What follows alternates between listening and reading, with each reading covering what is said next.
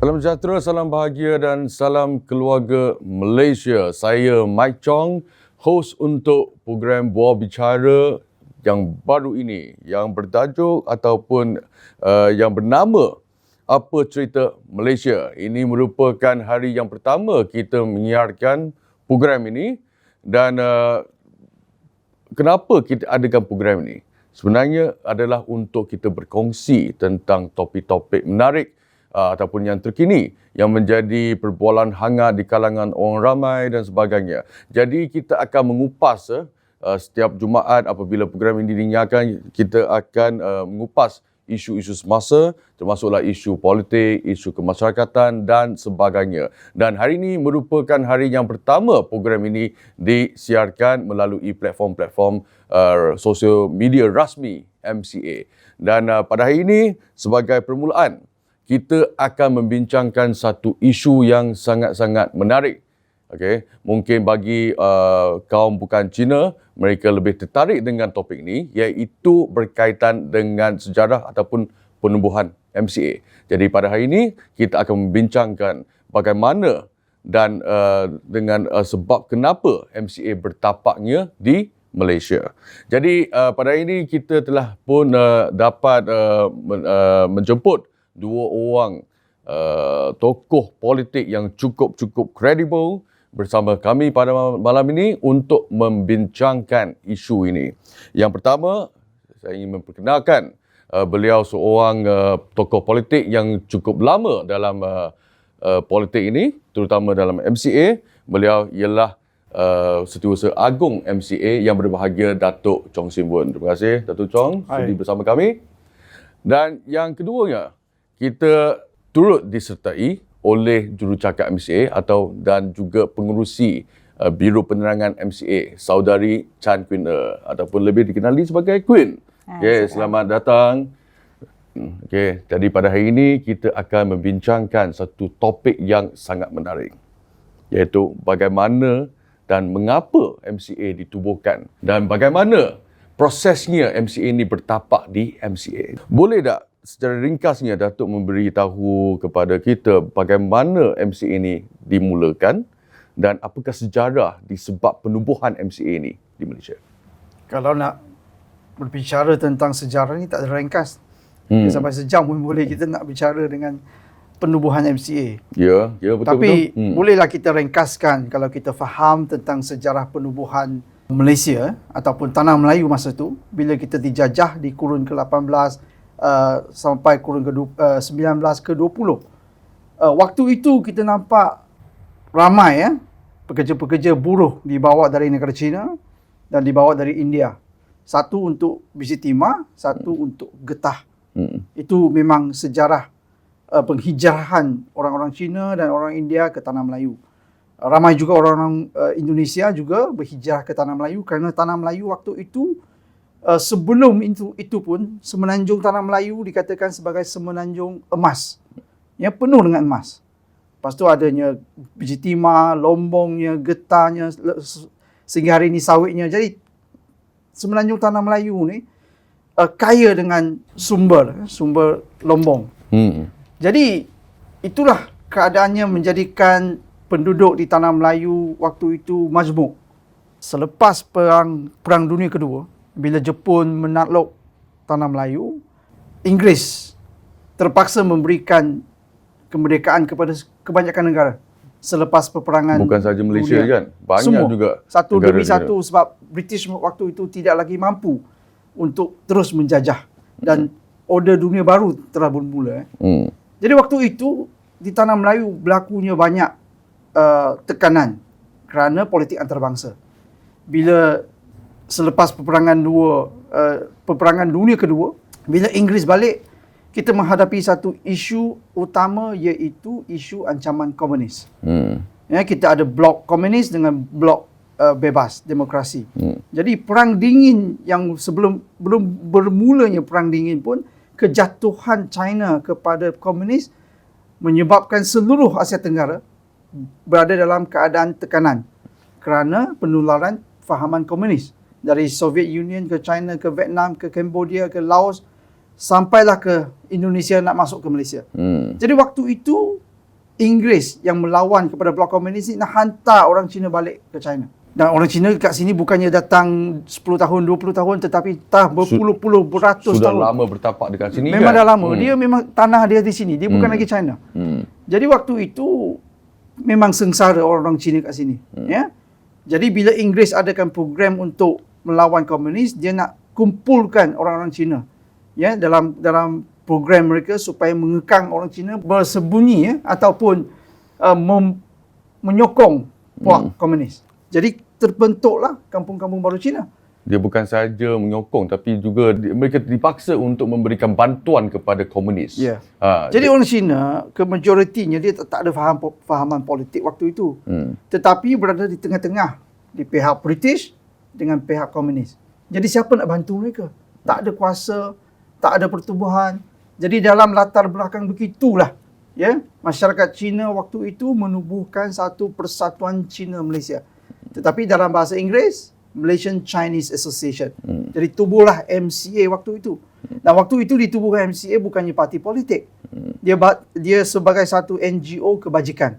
Dia mengutip derma, dia mengutip bantuan daripada orang-orang berniaga, dia jual loteri untuk kumpulkan dana untuk bantu orang-orang Cina. Dan bila British nak menghantar beratus ribu, berjuta orang Cina balik ke China, di mana mereka tidak ada tempat lagi di China. Dan China pun jatuh di bawah komunis.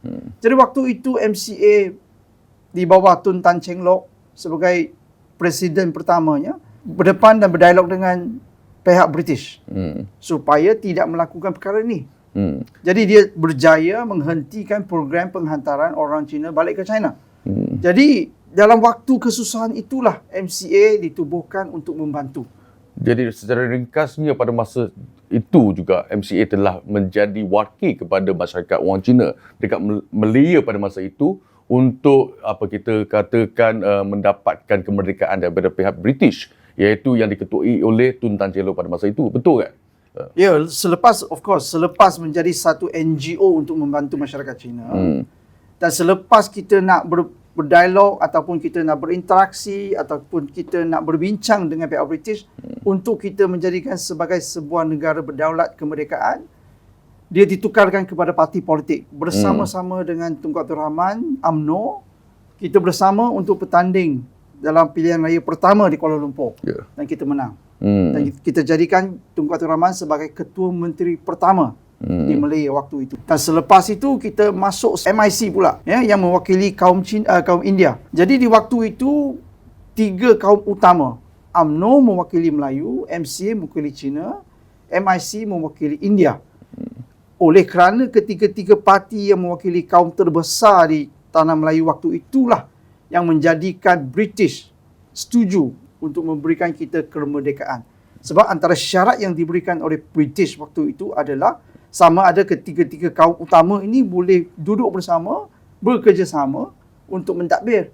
Kalau tidak, sebab sebelum ini banyak sejarah, contohnya di Sri Lanka, di Pakistan, di India, banyak rusuhan kaum. Jadi, waktu itu British pun khawatir ya, sama ada Malaya yang begitu majmuk kaumnya, boleh ke mereka mentadbir sendiri. Tetapi apabila telah berdialog dengan kita di London, telah berjumpa dengan wakil-wakil semua ketua-ketua masyarakat, mereka yakin bahawa di bawah gagasan 3 parti ini, 3 kaum utama ini, boleh diberikan kemerdekaan. Dan memang sah, buktinya kita telah berjaya. 50-an, 60-an, terus kita maju jaya. Ya. Jadi pada masa itu dikenali sebagai perikatan sebelumnya terlahirnya Barisan Nasional. Iaitu pada masa itu perikatan merupakan gabungan 3 parti, UMNO, MCA dan MIC yang masing-masing mewakili kaum-kaum tersendiri. Tetapi apabila 3 parti ini digabungkan, dia menjadi satu perikatan ataupun gabungan parti yang masmuk yang mewakili pelbagai kaum di Malaysia ini. Betul, Mike, memang apa yang saya nak lanjutkan di sini ialah walaupun UMNO untuk Melayu, MCA untuk Cina, MIC untuk India, tetapi bila pertama kali ada pilihan raya, telah mereka bergabung. Tidak mereka menggunakan logo masing-masing untuk bertanding. Waktu itu kita gunakan perikatan. Ya, dengan kapal perikatan. Jadi sudah majmuk, sudah pelbagai kaum. Selepas 1969, di tubuhnya 1974 ditubuhkan Barisan Nasional. Lagilah kita masukkan parti-parti di Sabah Sarawak menjadikan dia Barisan Nasional. Jadi kadang-kadang pada hari ini ramai yang tidak faham sejarah ni, dia mengkritik, dia kata kenapa UMNO satu parti berlandaskan kaum, ini perkauman, MCA parti perkauman, MIC parti perkauman. Tak pernah pun ketiga-tiga parti ini parti perkauman. Parti ini diasaskan kerana latar belakang sejarah waktu itu. Tetapi walaupun kita pelbagai kaum waktu itu pun, our forefather dah tahu dah, kita tak boleh lagi berpecah belah antara kaum, kita kena kerjasama. Jadi begitulah terbentuknya perikatan pelbagai kaum yang begitu erat. Yang kenapanya kita ada dasar-dasar yang membantu semua. Kenapa ada sistem pendidikan yang pelbagai kaum. Kenapa adanya kebebasan beragama kita. Kenapa kita boleh hidup sebagai sebuah masyarakat yang unik, yang disanjung oleh dunia. Kenapa multiracial country like Malaysia boleh hidup aman dan maju. Jadi jangan lagi kita salahkan bahawa ini parti hanya untuk satu kaum, maka parti ini adalah parti perkauman.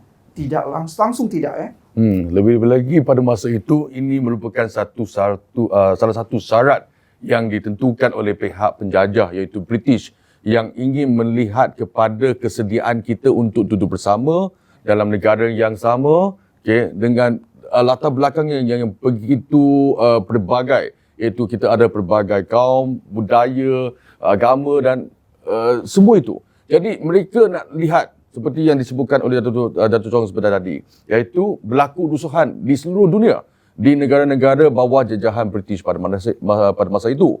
Jadi mereka nak melihat kepada kesediaan kita untuk duduk bersama, bagaimana orang Cina, India dan Melayu ni dapat duduk bersama dan kita dapat mendirikan rumah tangga bersama, secara aman. Jadi sedikit tentang latar belakang MCA. Jadi soalan yang sama juga saya nak ajukan kepada Queen. Queen masih muda lagi, dah dalam parti MCA cukup lama. Jadi saya nak tanya, boleh tak, apa sebenarnya penubuhan MCA ni, apa yang memikat minat Queen untuk menyertai MCA? Daripada segi sejarah dia, penubuhannya, apa yang menjadi daya tarikan untuk menarik seorang pemudi seperti Queen untuk menyertai MCA pada hari ini? Terima kasih Mike atas soalan tu. Saya nak kongsikanlah seperti yang dikongsikan oleh Datuk Chong tadi. Memang MCA pernah melalui zaman yang sangat getir, masa darurat. Dan apabila kesetiaan kami kepada Malaysia diragui dan dipersoalkan oleh ramai pihak, dan hanya kerana komunis adalah kaum Cina. Mungkin juga ramai yang tak tahu, iaitu beratus-ratus orang Cina yang enggan bekerjasama dengan komunis telah dibunuh kejam oleh komunis masa itu. Dan ada lagi satu insiden yang saya ingat sangat, bagi saya, sangat impresif lah. Pada April 1949, hanya 2 bulan selepas MCA diasaskan, di satu mesyuarat di Ipoh, di depan orang ramai, ketika Tun Tan Sri Nok sedang berucap, tiba-tiba beliau dan beberapa pemimpin dibaling dengan bom tangan, hand grenade. Dan mereka cedera parah. Nasib baiklah mereka sembuh selepas tu. Dan selepas kejadian tersebut, ramai yang menyertai MCA kerana mereka lihat dengan mata sendiri betapa pengorbanan Tun Tan Sri Nok demi mengangkat perjuangan MCA. Itu satu. Tadi juga disebut peristiwa pada Februari 1952 bila MCA Selangor menjalinkan gabungan dengan UMNO Selangor untuk bertanding dalam pilihan raya perbandaran KL.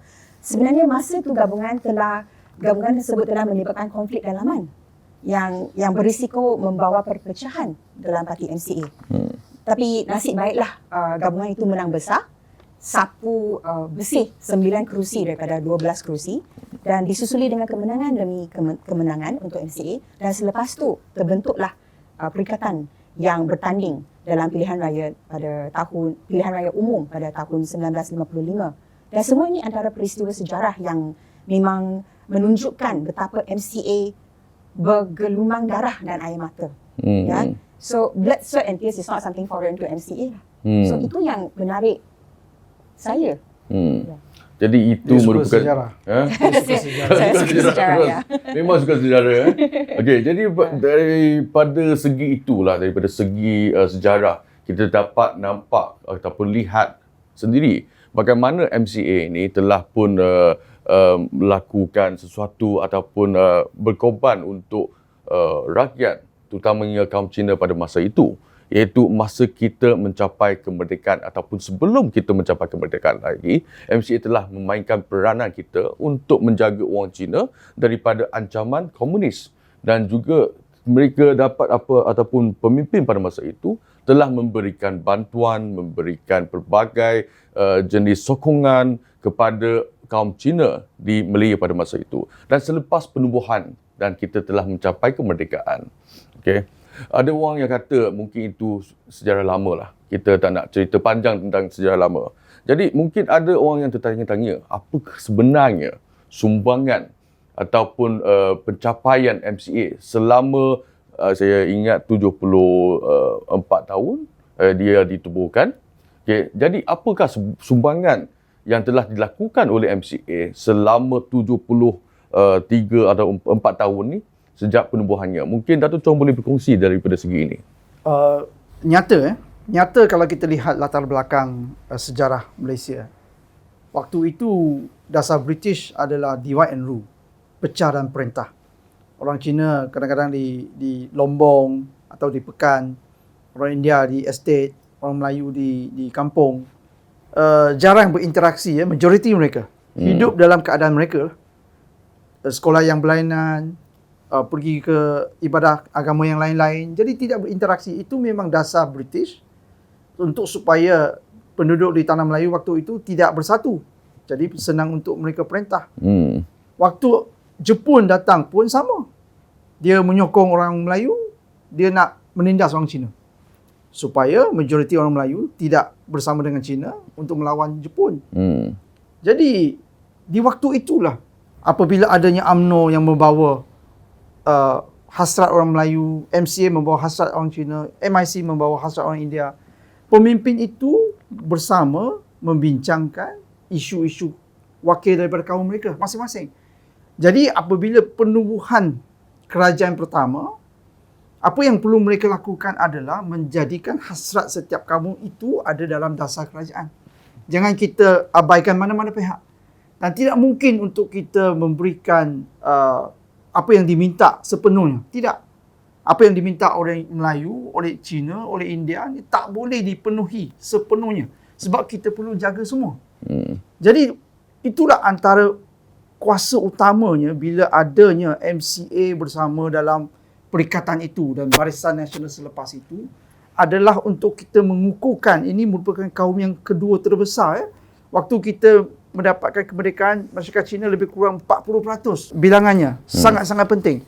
Kalau orang Cina ini sebagai kaum kedua terbesar, tidak dapat disatukan, tidak dapat dibawa masuk ke dalam aliran utama, bayangkanlah macam mana negara kita ini boleh terus maju ataupun terus aman dan damai. Ya, betul. Dan masyarakat Cina yang bermula dengan perniagaan itu pun, MCA mempunyai satu kaitan yang sangat baik dengan masyarakat perniagaan.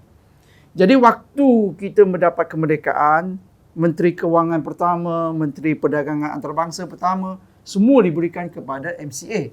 Jadi penubuhan bank-bank utama, sistem kewangan negara, dasar perdagangan utama, dasar mata wang ringgit Malaysia itu mendapat sokongan daripada pihak perniagaan. Jadi waktu itu kita menggunakan kekuatan kaum masing-masing. Right? Sebelum kita dapat mencapai bahawa kita tidak mahu mengenal pekerjaan berdasarkan kepada kaum.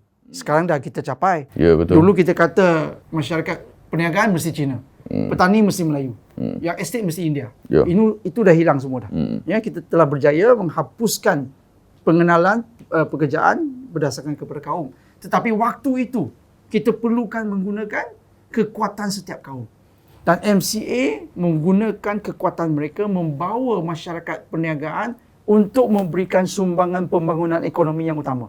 Buat pelaburan yang utama, mengadakan perdagangan antarabangsa, memberikan cadangan kepada kerajaan bagaimana mengaturkan dasar-dasar yang lebih baik, yang menjimatkan kewangan. Kalau kita tengok semula, Tun Tan Siew Sin sebagai Menteri Kewangan waktu itu, kalau kita bacalah sejarah buku yang ditulis oleh Tunku Abdul Rahman, dia lewat hari itu pergi ke Parlimen. Kenapa? Kereta dia rosak. Bila Tunku tanya kenapa, kereta itulah yang dipakai, tak tukar-tukar pun. Bila Tunku kata nak bagi dia kereta baru, tidak. Sebab negara baru merdeka, kita nak menjimat. Jadi di bawah dasar yang jimat, tetapi pada waktu yang sama, kita melabur, kita buka pelaburan daripada asing, menjadikan pembangunan ekonomi Malaysia rancak waktu itu. Betul. Jadi ringgit sangat kokoh. 50-an, 60-an, sehingga 70-an. Jadi kita nampak waktu itu Malaya merupakan antara negara yang paling pesat membangun dari segi pembangunan ekonominya.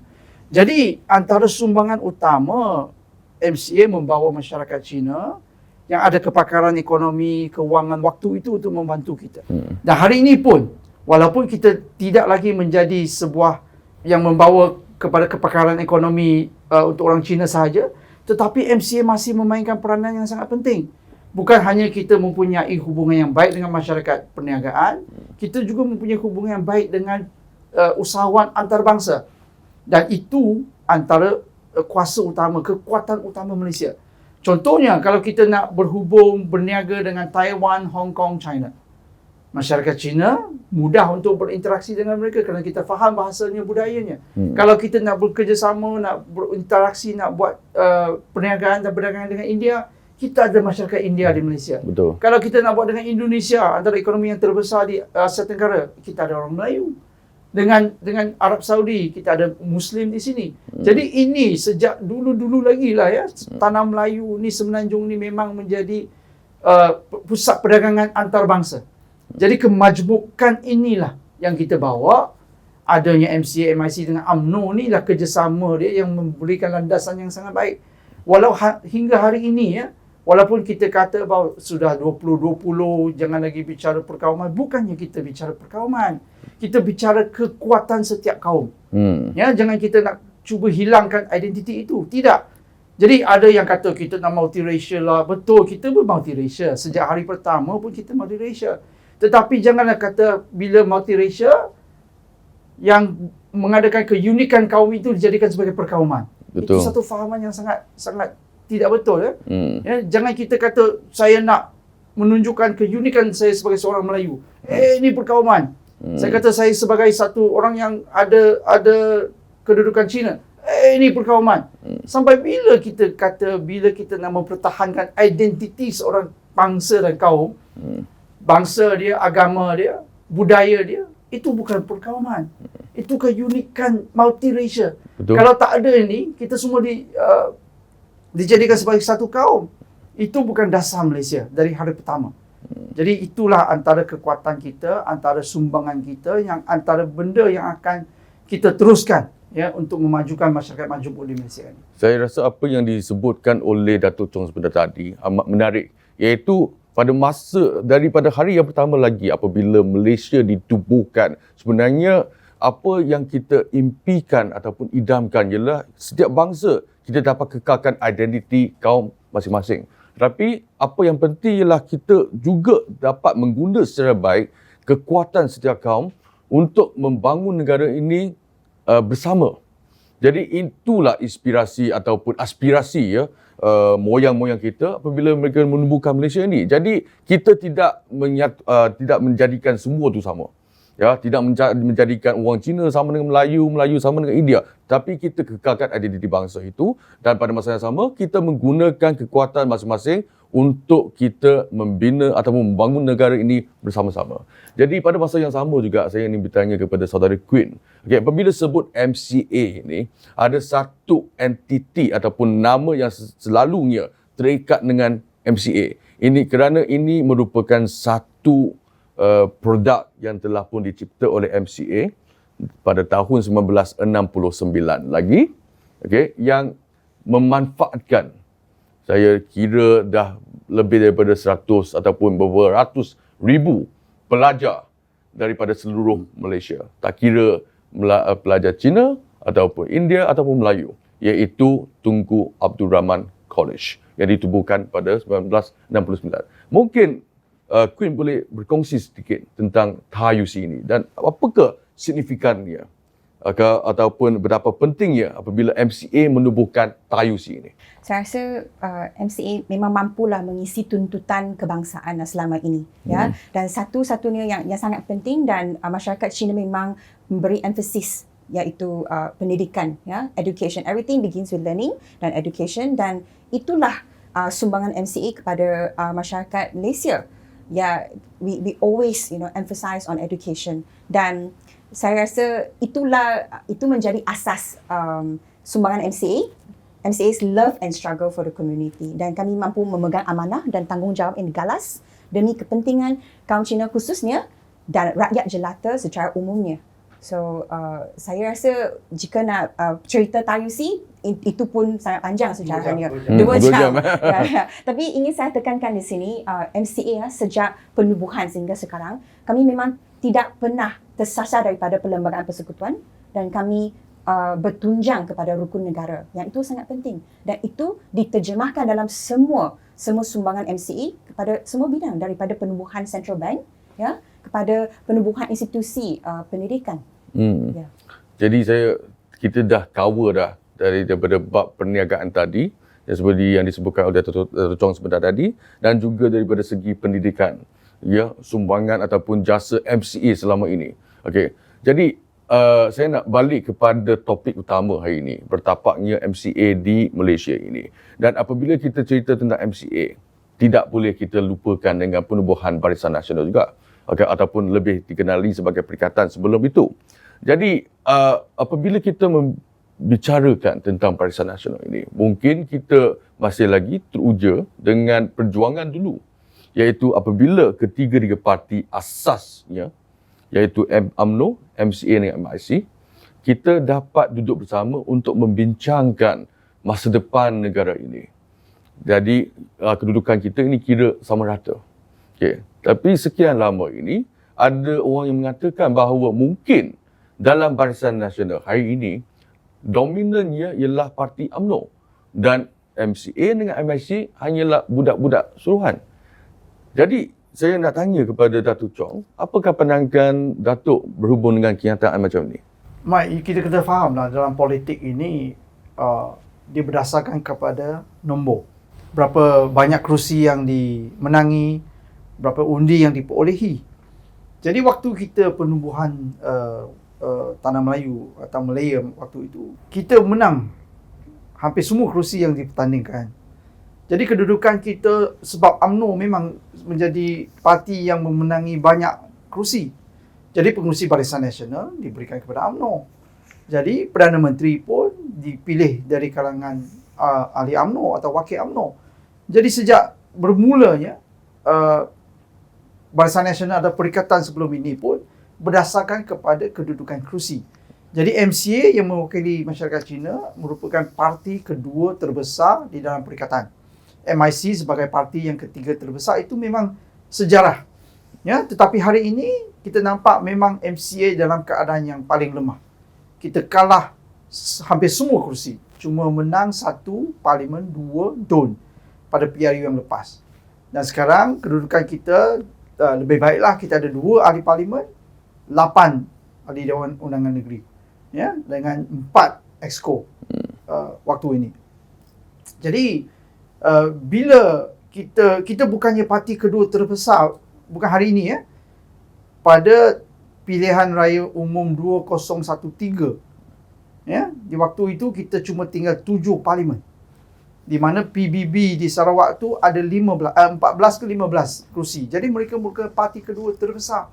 Jadi kedudukan, kalau kita kata siapa nak jadi abang, siapa nak jadi adik, ini memang kita lihat kedudukan parti, ya, kedudukan kerusi yang dimenangi. Tetapi walaupun kita tidak mempunyai kerusi kedua yang terbesar, tetapi kedudukan kita dalam Barisan Nasional masih lagi nombor 2. Ya, setiap kali adanya kabinet, Presiden MCA berada di sebelah Perdana Menteri. Itu merupakan tradisi kita, ya, untuk kita melambangkan pelbagai kaum dan mudah untuk kita berbincang isu-isu yang utama di negara kita ini. Jadi kita tidak mahu terperangkap, ya, oleh satu teori ataupun kritikan daripada pembangkang khususnya yang selalu nak menghina MCA, kata kita di bawah sarung UMNO, tidak berjaya untuk kita melawan UMNO. Kenapa kita nak melawan UMNO kalau kita dalam satu barisan? Dan bukannya setiap kali apa yang diisukan oleh Barisan Nasional itu diterima semua. Kita berbincang, kita bertengkar, tetapi dalam bilik mesyuarat kita ada perkara-perkara yang diungkitkan oleh UMNO, kita tak setuju. Ada perkara-perkara yang diungkitkan oleh MCA, UMNO tak setuju atau MIC tak setuju. Jadi itu perkara yang lumrah, biasa. Ya, sebagai satu perikatan politik yang matang, kita tahu tempatnya, wadahnya. Macam mana nak bincang, nak selesaikan isu. Kalau setiap isu nak jadi hero senang. Bila saja mengusik isu Cina, MCA keluar lantang, kita nak menolak, kita ada press conference, kita nak kain rentang, kita nak buat rally. Macam mana nak selesaikan isu? Kalau kita nak stir up the emotion of the Chinese. Easy ya, senang saja. Senang lagi untuk UMNO kalau nak stir up semangat orang Melayu, sentimen terhadap kaum lain. Lagi ramai. Betul. Kalau you boleh kumpulkan 10,000 orang Cina, dia boleh kumpulkan 100,000 orang Melayu. Tapi apa gunanya kepada manfaatnya kepada pembangunan negara?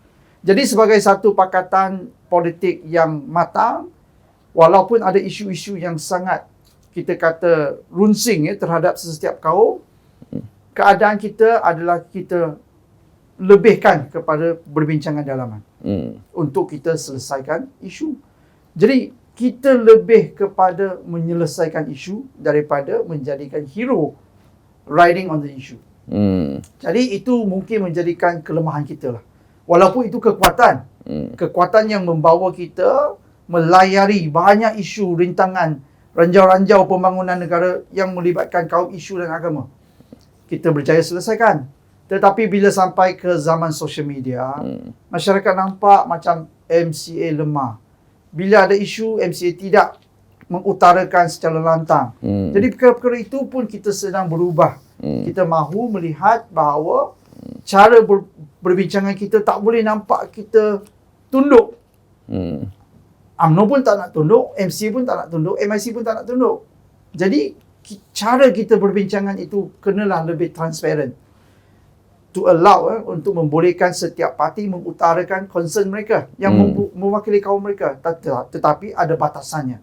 Jangan sampai nak kita menghasut semangat-semangat perkauman. Jadi kita tak adalah, jangan masuk trap itulah. Katalah bahawa MCA, MIC ni sebagai adik-adik kecil, UMNO sebagai dominan. Tetapi itu adalah satu impression yang perlu kita tukar. Memang saya setuju dengan Mike. Itulah yang selalu kita dikritik. Bahawa kalau begitulah dominannya satu parti, yang lain semua cuma konco-konco dia. Itulah kenapanya kita juga hilang banyak sokongan. Jadi itu perlu diubah. Bukan saja dari MCA, Barisan Nasional, cara kita mempersembahkan kepada rakyat itu perlulah lihat bahawa ketiga-tiga kaum ni jangan kita ada yang abang sangat, ada yang adik sangat. Kenalah bersama-sama supaya semua kaum kembali menyokong semangat Barisan Nasional. Okey, tepat sekali. Jadi apa yang dikongsikan oleh Datuk Chong sebentar tadi, saya tertarik dengan satu point, iaitu kita kena ubah imej ini. Yang kita nampak seolah-olah UMNO ni dominan dalam Barisan Nasional, dan yang lain tu mungkin budak-budak suruhan ataupun konco-konco saja. Tapi yang persepsi ini kena ubah. Dan apa yang disebutkan oleh Datuk Chong sebentar tadi, saya nak tambah sikit. Sebenarnya tombahan ini datang daripada pihak pembangkang, terutamanya daripada pihak DAP yang cuba untuk melaga-lagakan hubungan akrab di antara parti-parti dalam Barisan Nasional ini. Okay. Kalau kita ingat sebelum ni, DAP pun pernah nak kata nak menyertai UMNO untuk menumbuhkan kerajaan di negeri Perak. Okey. Padahal mereka mengatakan UMNO ni jahatlah, UMNO ni banyak isu lah. Jadi itulah bagaimana betapa hipokritnya mereka ini. Jadi saya nak tanya kepada saudari Queen, apabila MCA, kita cerita tentang MCA, tak mungkin orang akan terlupa tentang DAP kerana dua MCA dengan DAP walaupun entiti yang berbeza, tetapi daripada segi nature tu mereka nampak itu lebih kepada parti orang Cina. Jadi tapi ada perbezaan di antara dua parti ini. Jadi apa pandangan Queen dan bagaimana kita nak tengok dua entiti ini, MCA dengan DAP ini, daripada segi perjuangan mereka, daripada segi mereka berpolitik, apakah perbezaan yang terbesar di antara dua parti ini? Perlu saya jelaskan di sini bahawa langsung tiada persamaan antara kita MCA dengan DAP selain luarannya sahaja. Ya, yang kelihatan seolah-olah sama kerana kami orang Cina. It is a very superficial similarity ya. Kulit kami warnanya sama, bahasa kami sama, makanan mungkin sama, nenek moyang kami mungkin asal dari negara yang sama. Namun hanya zahir saja yang sama. Pada hakikatnya langsung tiada persamaan. MCA dilahirkan demi pembelaan hak dan nasib bangsa Cina dan rakyat Malaysia ketika negara dijajah. So, the way we came into existence sangat lain daripada DAP. Okay? MCA dilahirkan sebagai parti yang sempurna dengan asas dan teras. Dan MCA dilahirkan dengan prinsip perjuangan yang sangat jelas juga. Jadi, kami bukan lahir sebagai splinter parti seperti DAP. Ya? So, justru cara kami berfikir, bertindak itu lain daripada DAP. Okay? Lihat saja tempoh 22 bulan di bawah Pakatan Harapan dengan DAP. Masa pilihan raya, mereka taburkanlah macam-macam janji. Tetapi bila dapat undi, bila menang, bila jadi kerajaan, mereka abaikan terus agenda pembinaan negara. Terus mereka hijack the entire nation building agenda.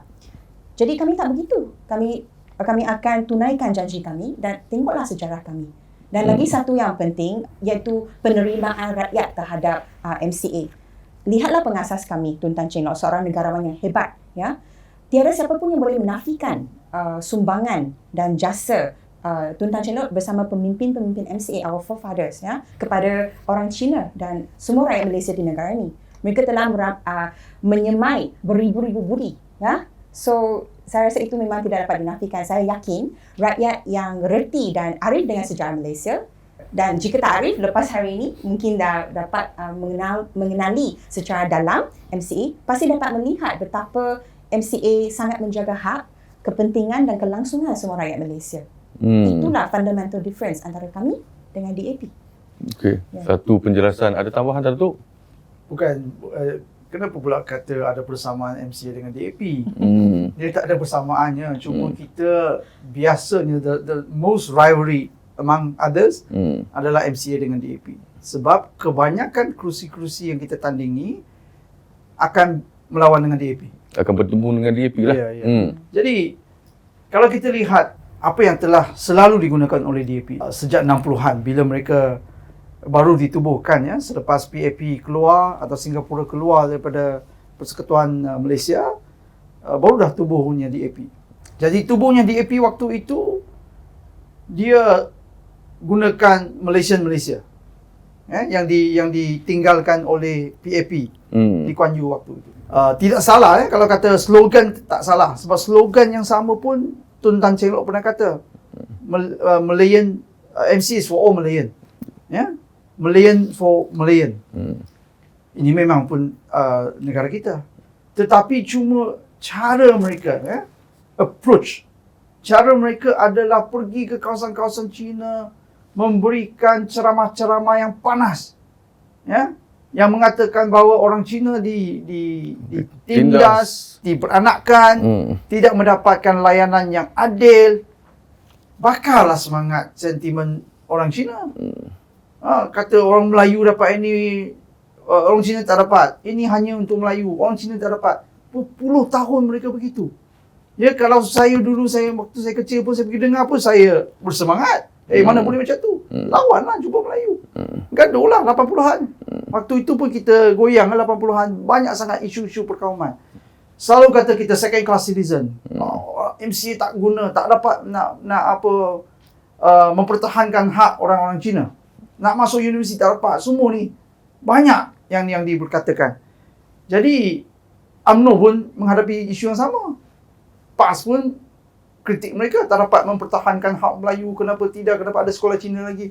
Jadi kita ni UMNO, MCA, MIC ni selalu dikritik, tetapi kita faham memang kita tak dapat mempertahankan semua yang diminta. Seperti saya kata, dari hari pertama lagi. Kerana kalau nak jadikan sebagai sebuah negara majmuk, nak ada keunikannya, kita kena korbankan sedikit. Setiap kaum kena korbankan sedikit untuk membolehkan kaum mendapatkan yang lain. Betul. Tetapi hasutan ini telah memacak dalam fikiran masyarakat orang Cina. Ya, bila orang Cina bersama dengan UMNO dalam kerajaan, dia kata ini pengkhianat, running dog. Kerajaan ni tak baik, menindas kita. Jadi pelbagai tomahan. Cuma kita faham, saya mengaku kelemahan kita dari segi publicity kita. Ya, waktu adanya social media, kita kurang, kita lemah, kita lambat. Jadi image tu tak dapat kita bina. Sekarang kita telah memulakan pembinaan semula image kita. Jadi perbezaan utama hari ini, bila DAP pernah menjadi kerajaan.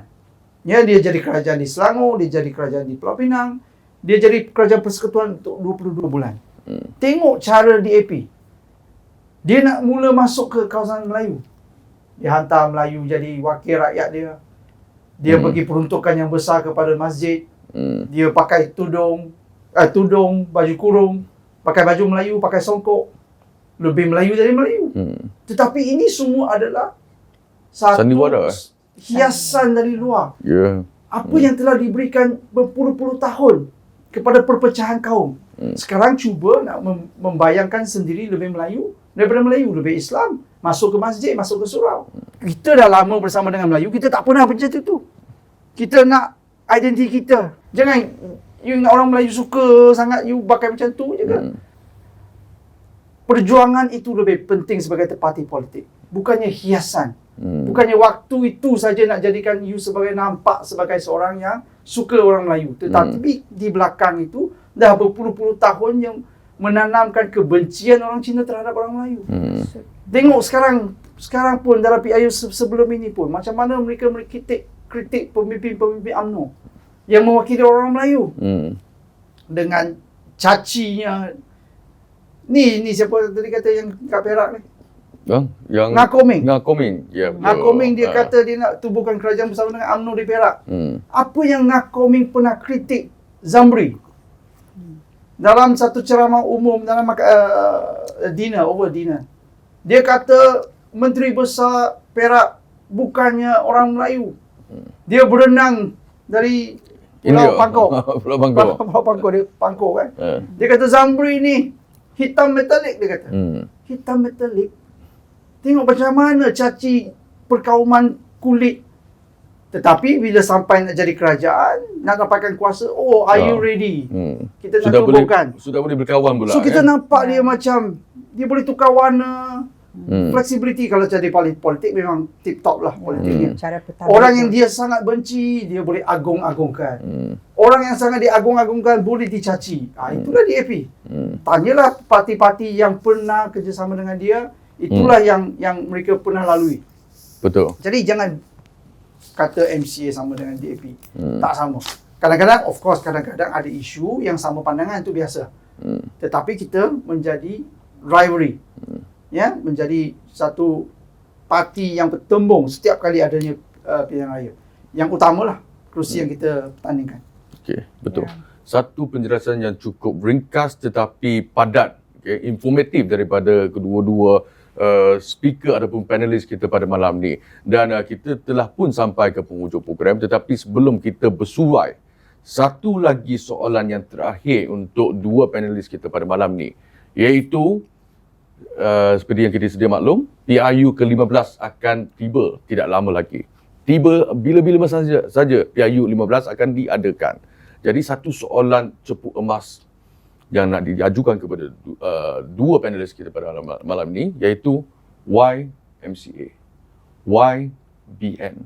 Kenapa dalam PIU yang akan datang ni pentingnya kita memilih MCA dan juga Barisan Nasional sebagai pilihan muktamad anda? Jadi mungkin Saudari Queen boleh menjawab soalan ini. Saya nak mula dengan jawapan saya dengan sedikit sejarah jugalah. MCA dicipta sebagai sebuah parti, sebagai sebuah gerakan nasional, gerakan kebangsaan, ya. Sebuah parti yang berkhidmat dan amal bakti, ya. Jadi the very foundation of MCA is national unity, okay, national service. Dan hal ini bermakna MCA bukan saja sekadar parti politik yang biasa. Jika parti politik biasa lazimnya hanya bercakap tentang soal kuasa, pengaruh dan fokus untuk memenangi pilihan raya. Ya, sebaliknya MC mampu deliver, mengisi tuntutan kebangsaan yang mencakupi soal kesepaduan sosial, pembangunan ekonomi dan pembinaan negara. Itu saya rasa sangat penting. Walaupun keahlian kami orang Cina, tetapi sebab dah ada parti komponen lain yang terdiri daripada orang Melayu dan orang India. Tapi gabungan kami adalah untuk rakyat jelata, yang itu jelas sekali, ya.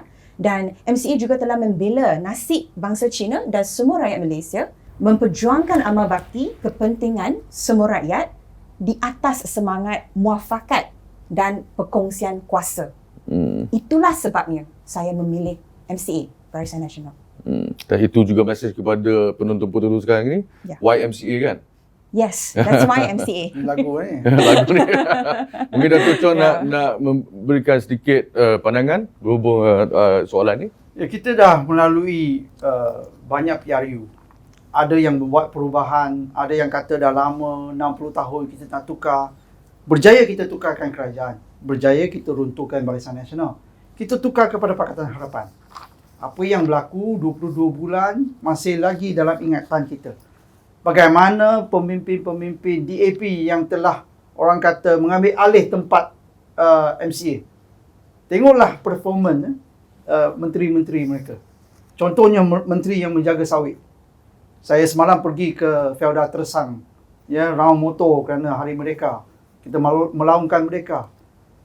Kalaulah masih di bawah Pakatan Harapan, masih di bawah Menteri Sawit, suruh kita minum sawit sebotol, suruh kita tukar, jangan tanam sawit, kita tukar kepada buloh. Tak ada pandangan langsung, tak ada idea langsung nak mentadbir negara. Jadi 22 bulan itu cuma emosi, kita rasa betul lah, memang kita termakan, ya. Janji mereka ini nak batalkan Mansur yang ni, Mansur yang itu, Mansur bin Mansur. Akhirnya tak Mansur pun. Ya. Jadi kita faham, kita akur, kita ada kelemahan, kita ada isu, kita ada skandal. Apa yang perlu kita selesaikan, kita selesaikan. Tetapi ini adalah untuk pentadbiran negara masa depan. Ya. Dan Pakatan Barisan Nasional inilah yang mempunyai satu pasukan yang paling mantap. Ya. Yang tahu bahawa Malaysia ni kalau nak pembangunannya, dasarnya ekonominya macam mana. Perhubungan antarabangsa, perhubungan perdagangannya macam mana. Ya, bagaimana nak menggunakan kekuatan kita untuk kita meningkatkan pembangunan ekonomi kita. Dan pada waktu yang sama, kita juga tahu bagaimana untuk menjaga semua kaum. Ya, isu sensitif kaum macam mana. Jadi bila mereka mula memerintah dalam 22 bulan, jangan kita bicara kemelesetan ekonomi lah, kesilapan dasar-dasar, menjual tanah, menjual harta kita, membatalkan pembangunan utama kita, projek-projek utama yang memberikan pertumbuhan yang utama. Itu satu isu. Isu tidak tahu menjaga hati setiap kaum, sensitiviti dia, keagamaannya, sekolahnya. Saya rasa cukup sekali kalau kita memberikan percubaan kepada mereka. Apa yang kita kalah, kita terima. Itu adalah hakikat dan itulah apa yang dikehendaki oleh rakyat. Jadi PRU yang akan datang ini, kita berusaha, ya. MCA sangat berusaha. Daripada satu parlimen kepada satu parlimen dua DUN, kita melonjak kepada dua parlimen dua DUN, dua parlimen 4 DUN, dua parlimen 8 DUN. Kita dalam usaha mempertingkatkan kekuatan kita. Dan kembalinya kita berkuasa di Melaka, kembalinya kita berkuasa di Johor dengan majoriti yang sangat besar, itu memantapkan kestabilan politik. Adanya kestabilan politik, pembangunan ekonomi rancak. Kalau kita baca pembangunan ekonomi, tarikan pelaburan masuk ke Johor, di waktu Pakatan Harapan, Johor jatuh kepada tempat ke-6 dari semua negeri. Baru-baru ini, tak silap saya, melonjak semula kepada tarikan nombor 1. Kenapa? Kerana mereka yakin tentang pentadbiran di bawah kerajaan yang kukuh, yang stabil, Barisan Nasional. Jadi PRU ini, MCA, UMNO dan MIC dan PBRS di Sabah, kita akan membentuk satu kerajaan. Kalau dapat sokongan yang mantap, kita menstabilkan politik kita, Kita merancang dan merancakkan semula pembangunan ekonomi. At the end of the day, Mike and Queen, whatever politik you're discussing about, apa pun bicara politiknya, akhirnya adalah kepada kesejahteraan rakyat. Sama ada sebuah kerajaan mampu memberikan put the food on the table, meningkatkan pendapatan rakyat, mengubah nasib mereka. Itulah apa yang perlu sesebuah parti politik yang memerintah itu lakukan. Bukannya bila you dah jadi kerajaan masih lagi berpolitik. Sentiasa berpolitik. Tidak, dah jadi kerajaan, jadilah kerajaan yang matang. Melakukan apa yang patut sesebuah kerajaan lakukan. Itulah kenapa kita perlu memberikan sokongan semula kepada Barisan Nasional. Okey, akhirnya kita dah sampai ke penghujung rancangan dan jutaan terima kasih diucapkan kepada Dato' Chong dan juga Queen kerana sudi meluangkan masa anda yang begitu berharga bersama kami pada malam ini dalam rancangan Apa Cerita Malaysia. Dan hari ini merupakan episod yang pertama. Okey, jadi minggu depan kita akan menjemput lagi panelis yang istimewa, yang heavyweight bersama kami untuk membincangkan isu-isu hangat. Okey, termasuklah isu politik, kemasyarakatan dan sebagainya. Jadi jangan lupa hari Jumaat depan jam 9 malam hanya di platform-platform sosial media rasmi MCA. Kita berjumpa lagi. Ini ialah Mai Chong, host anda dalam rancangan Apa Cerita Malaysia.